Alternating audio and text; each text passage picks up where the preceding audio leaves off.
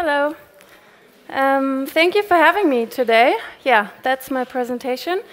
My name is Mareike Nieberding. In the next 20 minutes, I will talk about the latest match made in commercial heaven, Instagram and the global fashion industry, and about the way Instagram changes how fashion is made, how it's advertised, how it's sold, and what that means not only for us, the customers, but for the brands and also for the media and the designers. And I want to start with a quote from, I think, one of the greatest innovators of fashion in the last 30 years, which is Rei Kawakubo, the designer of Comme des Garçons, who said in 2012, "The future is 2 dimensions." 2012, she showed like really pressed coats and dresses. So, of course, it had to do with her own collection, but still, I think it's a very wise saying when it comes to how Instagram and fashion connect. So, the second dimension, because for quite some time, I guess for the last 100 years, people were experiencing fashion in the third dimension. They went out to go window shopping on the big high streets. They sat down with a magazine and just looked up what the latest trends were. Then they hung out on blogs and online shops, and now they just open up their Instagram feed. Because there they have it all. The friends they admired, the brands, the magazines, the bloggers, the stars they love. Instagram is individual, but offers a huge variety of content, and it is fast, and it is very pretty. And on Instagram, clothes became pictures that are posted, shared, and discussed. Instagram turned millions of people into good photographers. That's what David Fischer, the CEO of highsnobiety.com, told me when we were talking about Instagram a few weeks ago. And I mean, he has one of the most influential German blogs. They reach over 4 million people every month. And I think he's right. The success of Instagram is all about simplicity. I mean, it's get registered, take a picture, upload it, done. The network speaks without words, and only by pictures, and pictures know no nations, no barriers. With Instagram, fashion kids from Taiwan to Argentina, from Norway to South Africa can all communicate without boundaries. So 70%, by the way, of the over 300 million people on Instagram every month are not from the US. So you can see it's worldwide, obviously. That's why I thought it was a fun fact. The most Instagrammed place in the year 2013 was not the Times Square or, I don't know, someplace in London. It was Thailand's Siam Paragon Mall. I don't know it. So David Fischer also told me that within the last 2 years, Instagram became one of highsnobiety's most important communication tools because neither Facebook nor Twitter or the webpage have such a big interaction, and interaction sells.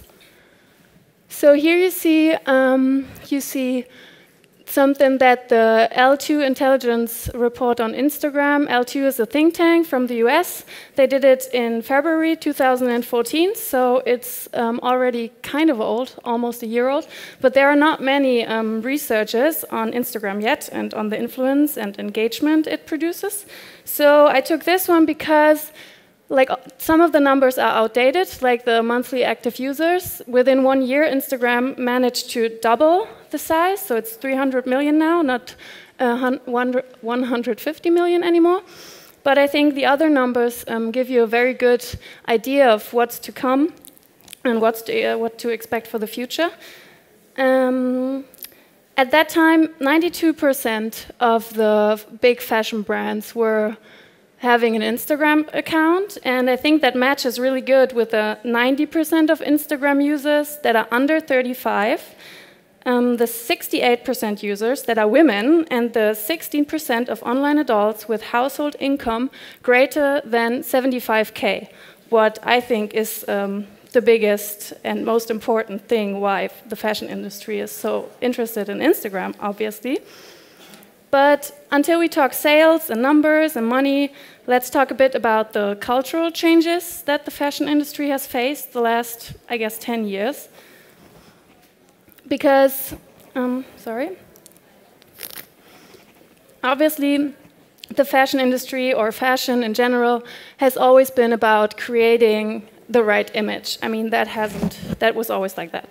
But it was about creating an illusion and telling a story that is read and shared by millions of men and women all over the world, and that manages to keep us all sedated and intrigued, although we know that our t-shirts are produced in Bangladesh by people who are kind of slaves.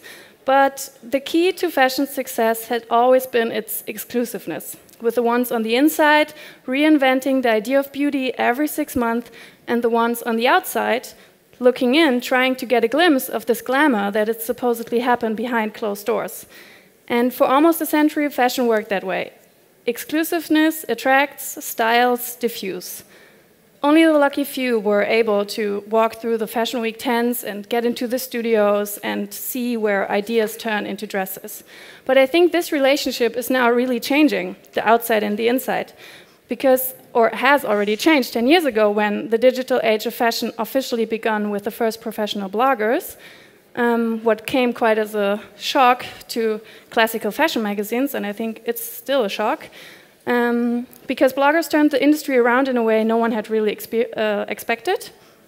I mean, I don't have to tell you all, you know it. Within only a few years, they sat front row, they interfered with business relations that were established a while back between the big brands and the big media houses, and their perk was obviously their natural handling of all things digital. The like and then the hashtag established as their main selling point and helped them to build a huge digital archive. And while fashion magazines were still trying to defend their status quo for quite some time, the people in marketing and PR, they didn't. They had a different view on it, and they started to integrate them in their concepts. I mean, Marc Jacobs did a bag for Brian Boy already in 2008. That is quite some time ago. So it didn't really come as a surprise that Estee Lauder just announced last year that they use Kim Kardashian's sister, who's like the Kendall Jenner, who's like the biggest social media phenomenon we have seen in a while, as their testimonial. I mean, she has 16 million people on Instagram following her, count Facebook and Twitter in, and it's 30 million followers every day looking what she's gonna wear, trying to aim for the same look day by day. So traditionally, the fashion industry has been about maintaining control. Lately, they are ceding authority to the people who buy and wear their clothes, and I think that is really the new thing. And here we get back to Instagram. So if 92% of the luxury brands who are on the platform right now only post an average of 5.5 times a week, they already increased their customer base. That's what the L2 report I showed you before showed as well. So when Chanel posted their first picture on Instagram, what was only in October 2014, they gained 1.8 million followers within only 1 day. Now Chanel has over 2.4 million followers, so that is double than the monthly circulation of the British editions of Elle, Grazia, Vogue, Harper's Bazaar, and InStyle combined, the double. So on Instagram, the brands really tear down walls that they once built up themselves. I mean, people who were always and maybe are still reluctant to walk into a Chanel store because they have the feeling they don't belong, they can now go on Instagram, follow them, get news on the firm every day, be updated, know what's going on. And I think really that is the big change we see right now. Although brands and their creative directors really use Instagram very differently. For example, Chanel's very commercial, but they still have the choupette side, the cat, that probably not Karl Lagerfeld is feeding, but still, it shows like the playful side of the brand and its mastermind. On the other hand, we have Riccardo Tisci from Givenchy, who is giving you like the full exposure of Riccardo Tisci lifestyle, like he without a shirt, he on vacation with his friends, hanging out, working out, showing his body, blah, blah, blah. So it really, I think that reflects on a brand as well. And he has certain people who love him just for that. And, but the most successful, that's why this is up, is actually Michael Kors. What kind of surprised me, because he isn't very, well, he's not famous for being super avant-garde, but he's famous for being super successful, and he has 3.2 million followers. I did this on Sunday, so I guess that's still right. And he was also the first who ran an ad on Instagram, what is possible since November 2013. So he and his firm, they treat Instagram really with a lot of care. They interact with customers, they do special offers, they give out hashtags. For example, last year they did something, it was called hashtag #MKTimeless, and it was targeting Instagram fan growth, obviously, and within just 2 weeks, they doubled their followers. So you really see how well that works out. But what works for prêt-à-porter also works for fast fashion, obviously. So like H&M, the brand has 4.6 million followers, and just a picture of a blouse or like this, like an outfit, gets easily over 100K. So, but I mean, what we have to keep in mind, of course, is representing online doesn't mean buying for real. That's what they call the engagement rate. It doesn't always mean that they buy the things they like, obviously. I mean, I don't.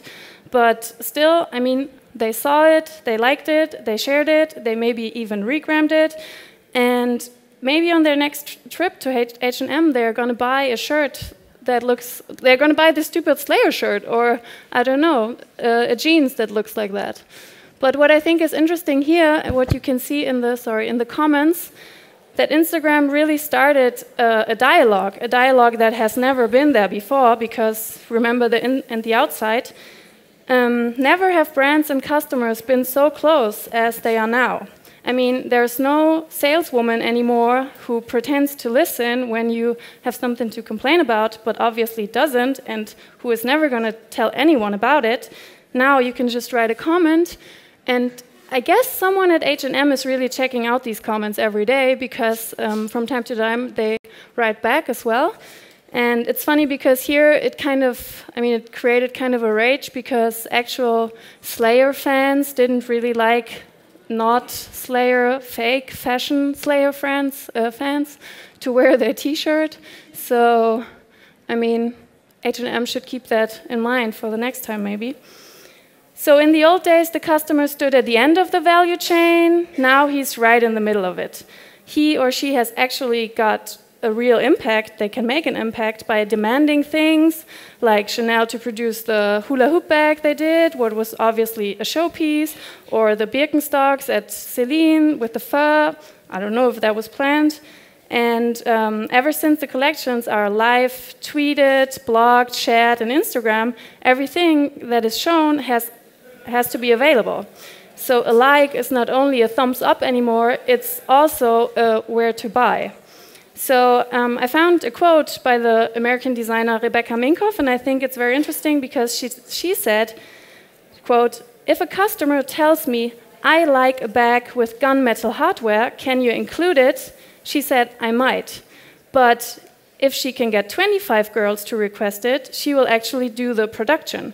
So this is really an impact that is felt and that is commercially felt and that the designer can make money of, obviously. So honoring fans' wishes really has become more and more important, and it makes people feel invested in the brand as well if they have an impact on what is going to come. So, but Instagram does not only change the way fashion is marketed, what is the most obvious chance, I guess, and change, but it's also changing how fashion is made, and there we come back to Rei Kawakubo, who said, "The future is 2 dimensions." I guess the Marshall McLuhan quote of "the media is the message" is also working for the fashion industry now, because the way of presenting it changes the way it's made. So when we look at this quote by Alexander Wang, who says, "Sometimes I have to admit, as a designer, you get into this trap of thinking about clothes for a picture rather than what's going to go into the market or showroom. Funny thing is, he's not even talking about the woman who's going to wear the clothes. He's only talking about showrooms, market, and the picture, but still." I think, and the same with Jason Wu, who does Hugo Boss. He said, "Imagery is such a big part of how we get inspired, and that changes the way we design." So we're back at the 2D thing. It means that things that do not necessarily work on the body of a woman or a man, that are only produced for visual reasons, and the whole phenomenon of posting is already integrated in the design process. And I think that maybe makes the fashion more 2D. And maybe this is what Kawakubo meant. And I guess what we see here and what we heard of Jason Wu, Wang and Wu are maybe dividing their clothes now into wearables and shareables. I don't know. I guess that's the way things are going to change, maybe. So the web, the imagery, the loss of experiencing clothes in a 3D space might have changed the way fashion is made and the language of it after all. So here we see some examples of fashion shows from last year, because I think the shows really underline the way fashion has changed through Instagram, because they are now made in a way, I mean, of course, Chanel, Karl Lagerfeld, he's always done these huge things, but other designers also are trying to find ways to present their clothes at the end of the shows in an environment that is well, or that can be well taken a picture of, that looks nice on pictures. So we see like Alexander Wang for Balenciaga, who did this kind of stage thing where there was a different light, so the thermosensitive clothes were shining, or what they didn't do before.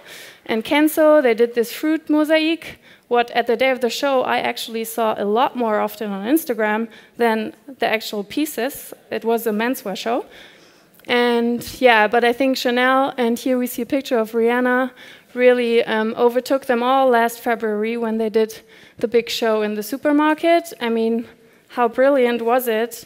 A supermarket full of Chanel labeled things that people could Instagram with. So that was really, really smart, I guess, because then they had models like Cara Delevingne, who has 9.1 million Instagram followers. That really made it work, I guess.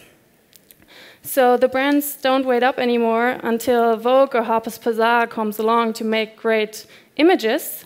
They just do it themselves and create their own publicity. But Instagram is not only a picture book anymore, it also boosts sales.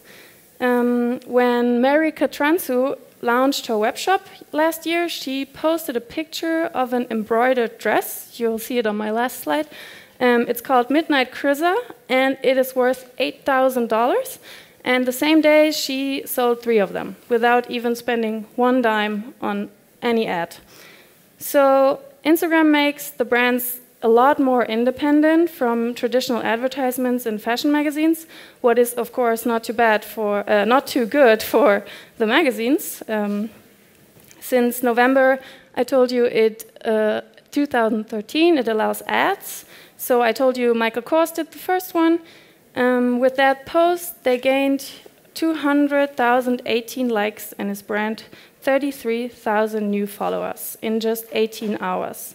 So the next step is, I guess, to make the looks on Instagram shoppable, what already happens as well. I asked Genevieve Kunst, who is the VP and Managing Director at Shopstyle Europe, about it, and she said about how Instagram is changing shopping behavior. The amount of information one can reference, as well as the social and emotional influence that is asserted, creates a whole different dynamic in the purchase funnel. Well, and then they launched a very smart thing. It's called Shopstyle Europe.it, and there it can write this is taken into consideration, because now you can shop their looks right underneath or right in Instagram. You just like the picture. You have to be registered though. You just like the picture, and then you get a link where to buy the things. We see the second one is obviously Jessie Weiss from Journal, well, her feet, and she does it too. It's another service. It's not shopstyle.it, but it's like to know it, and there it works the same way. Although it's also good for the bloggers because they are an affiliate. That means they get money from every piece of clothing that's been sold over their account. So Yeah, and the last one, Highsnobiety, because yeah, I talked to David about it, and he told me they have found a way to use it for their blog as well. It's called Snapshots. It's a hashtag that you just have to put underneath your outfit post, like this lady did in Tokyo, Japan.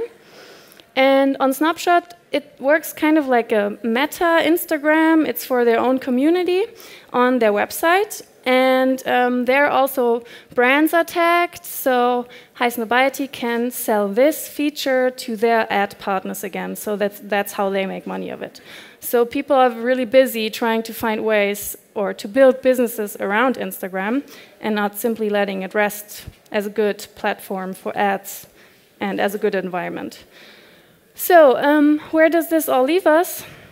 I guess, or I think, Instagram combines the personal and very intimate communication of a social network with the inspiring visuals of a well-done fashion magazine, from which you then can order like you were used to when we still had catalogs, what we don't have anymore. But fashion is not only about money, but about creating cultural sense.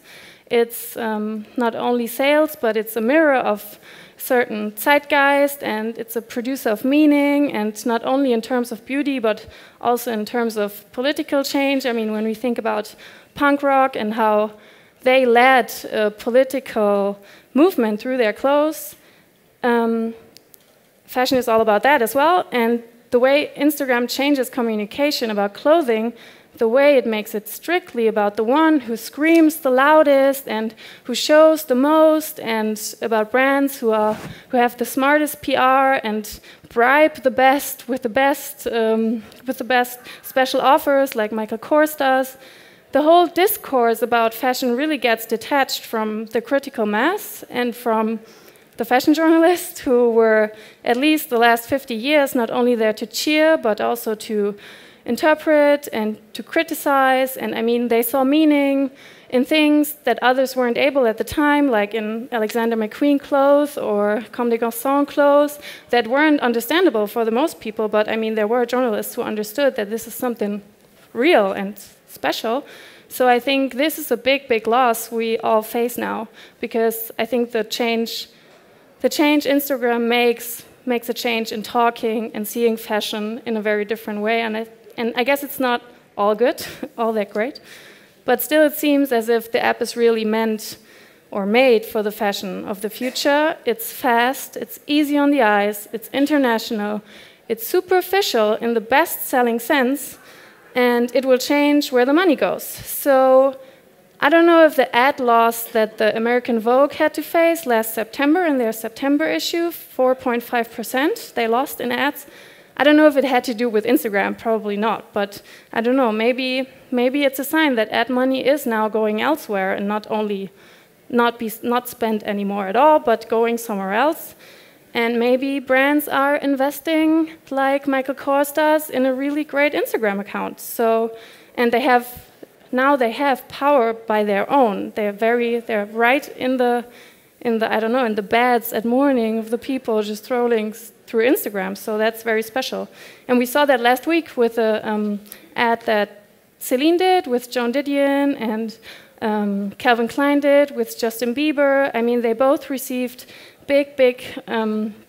they both received millions of likes and shares, and it really forces you to question whether fashion ads are now being made almost entirely for the web and not for print anymore. So I lost my last page, but it doesn't matter because I'm almost done, and and it still just leaves me to say that. Yeah, I think the things are changing, and the new hashtag we all have in the fashion industry is Instagram. So, thank you. That's the dress.